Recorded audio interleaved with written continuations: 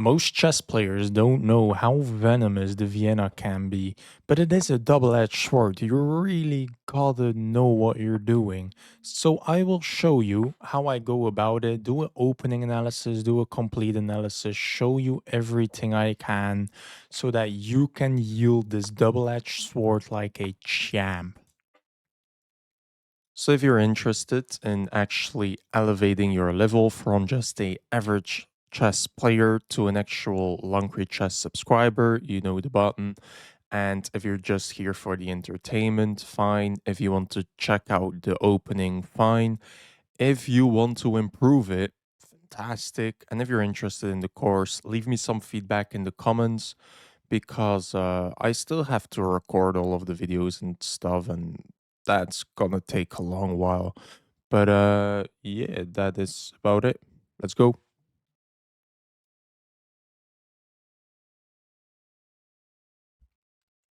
Welcome.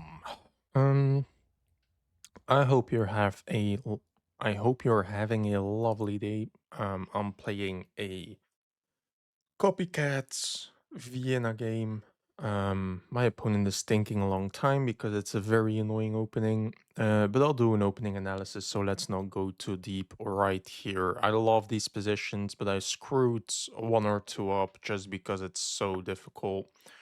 Um, in the previous video, you saw how I got into a quite equal position, but in the equal position, I just played a positional master class, traded the right bishops, traded the right pieces, put my pawns on the best squares, and I did a lot of positional play. And then when I had a positional advantage, I got tactics, and that's how you should go about it as well. Really, everyone wants these flashy tactics and wants to do the great sacrifices, but it's impossible to get the sacrifices without the positional play. You have to first play the positional game, only then you will be able to find the flashy tactics. And that's exactly what I demonstrated. So a lot of people just stop this. I think I can take. Then I don't remember much. Um, Probably takes, kick the queen, go for this. A lot of venom in these positions. This is also a move. What is the move against that? Uh, Not this, right? Because take with a check and I'm screwed. Yeah, okay. So against this, do I just have to take? Um, I'm covering check. I'm not really okay. Um, I'm a psychic, I guess. So check. I should consider, but I mean, I don't know what I'm doing. So I think I can just take this. So we are inside my opening course, which I'm trying to publish.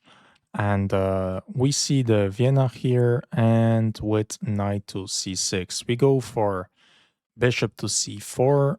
Actually, I recommend playing knight to f6 here if you ever emerge into this position for some reason. But my opponent goes with the copycat, and this is actually a very bad variation. Uh, this move makes it very, very difficult. Here you have g6, and we will just go for checkmate, develop the knight. We develop. This move, by the way, stops knight to d4, which would be very annoying. That's why you play it here. He can develop, we can develop, he can attack us, we don't really care. Takes, still covering this. And this is just a very nice and fine position. There are a ton of variations here. He can also play the queen out. We will attack the queen after takes and takes. We have three pieces out, and it's quite difficult to develop. And this is also a threat. I have had this before. Obviously, this is more sensible. And we will just try and basically trap the bishop.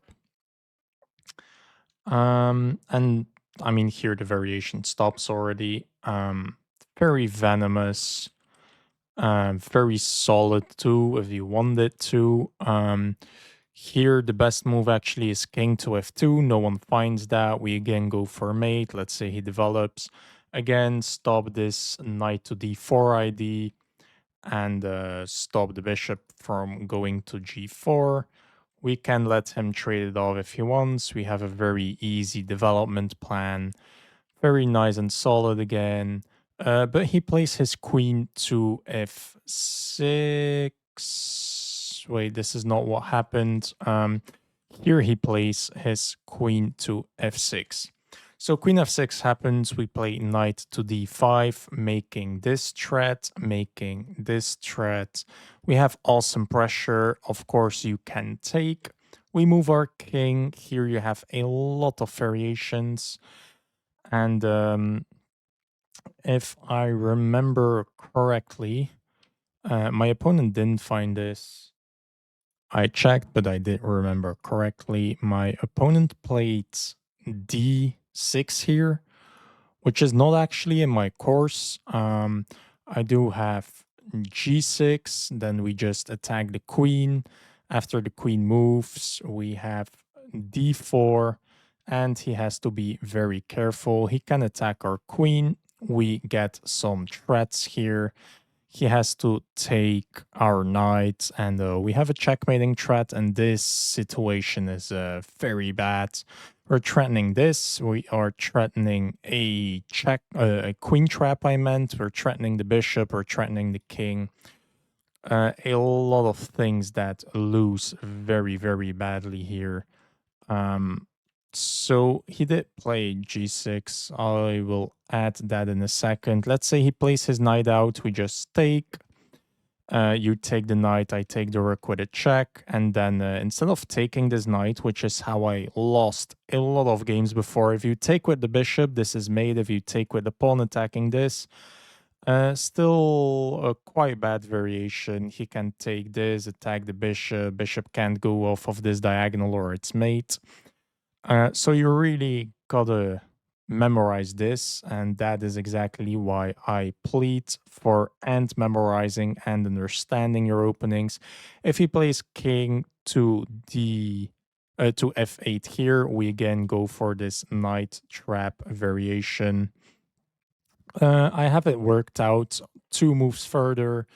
You can attack the knight, we just trap the queen, it's all over. And let me add d7, d6 now. Yeah, obviously, again, a very, very venomous position. So after all of this, after the move d6, which wasn't in my course yet, but I added to it. So you're welcome. You just take the pawn, and very difficult position already. This is hanging, this is defended, there's no mate. Let's say you try to just move your knight in. One of the only things you can really try, we can take this with a check. You move, and here a very important move, knight to f3. This knight is hanging, but that's not bad. And you could calculate takes, takes, takes. That's a fork. What are we doing? But the point is that if you take, queen is trapped. You can try to counterattack our queen. We can take this with a check. Queen is gone. So you cannot take our knight. The only thing you can try is take this, but we still get our rook to f1. After the queen can now move, because the knight is not protecting that anymore, we can just retreat our knight. You have to ask for a queen trade. We take the rook. You can trap our queen for now. We just take, we have the threat of yeah, just trading everything off. So you have to pin our rook to the king. We make an escape square, take, take. If you give a check, we're absolutely safe. And we can just start an attack like this. We are up a piece and a pawn. This is, by the way, under fire, so this cannot move. This is a threat. King will probably have to go up, but it cannot go up, and except for this. But then we take this with a check. I mean, we go here with a check. Then you have to move. We can take. Rook takes. Our queen cannot get out if the king is here. So there is some venom, but then we can just take the pawn. Our queen is never getting trapped. Um, it looks like it, but there's no line for it. So this is also very tricky. A lot of sacrifices. You have to memorize some of it, or you can just understand. Like, if you get to this position, your queen is attacked. The queen's purpose is just to take this pawn, so this is an easy move. You can try this, but I mean, the knight's purpose is to take here, and now you have to just memorize this because that's not really a sensible move when your knight is hanging. So you do have to understand this one thing. Then you have to know this ID, which is understanding and memorizing really. And if you counterattack, you just see a check with a hanging queen, so that is not difficult. So really the only thing you can do is to take. Then you have to just understand or memorize this and know that you can take the rook, sack this rook for a piece, and be absolutely safe. I mean, I always plead for and understanding and memorizing your openings. That's really where the power lies. So that's a sneak peek into my course. Obviously, I have a lot more, and you can study it if you have it. So a lot more value to have here, and let's go back. And the one annoying thing is that I'm not really able to kick your queen. So maybe I'm going for this with that. Potentially. Yeah, by the way, I don't know this move anymore. I should study these variations better. By the way, this will be in my opening course once it is out. 3 wins. Like, this is free low for sure. Like, if he, by the way, moves his queen, I could have takes with a check move. Maybe there's nothing there yet, but I mean, there should be in the future. So this is how far I know the opening. I really want to do this, but then bishop takes, rook out. I've gotten this position in a tournament game uh not too long ago. And I haven't reviewed it, and now I'm very sad.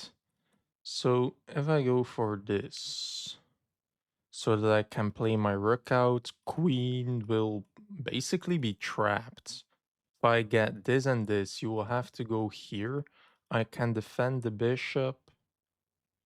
Um, that looks awesome. Or do I take the rook? I didn't even consider taking the rook with the threat to taking the knight. But if I take, you can take. And then I get check. You will have to move. I can take this with a check. You will have to move. Tricky. Is this the safe option? The rook is still hanging. How do you save the rook? I don't see it. If you go for this, I take with a check. You have to move, and then I have checkmate. You have to sack the queen. So I think this move is fine and very valid. So this leads to checkmate, if I calculate correctly, um, which just proves the venom of this. This looks like a logical move. But I can attack the queen. It will be forced to move over here. My bishop is hanging there. That's the annoying part. I could. Oh, what's that? Is your queen not trapped? How do you plan on saving your queen? Um, let's see. How do you plan on saving your queen, little bro?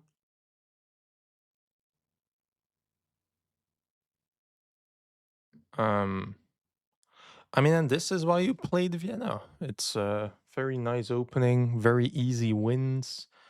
You just have to study this, and that's why I always tell you you should and memorize and understand your openings. People always say that you should do one of both. Do both. Obviously, do both. Because knowing these moves, it's not because of understanding them. Like, this is fine. Here already, I'm putting out my bishop instead of my knight. That's not what theory is about. Putting out my queen this early is not what the rules say. Uh, Attacking a queen when this is a threat, that's not because I understand my position. That's because I memorize my position. And I mean, this is just taking a pawn, developing a knight. This is all natural. And here he already blunders a piece. So I just memorized 7 moves, did 2 logical things, and I'm quite sure his queen is trapped. And even if it isn't, I should be completely winning with something like this, and then my rook opening up, my knight being able to check, my bishop opening up. Um,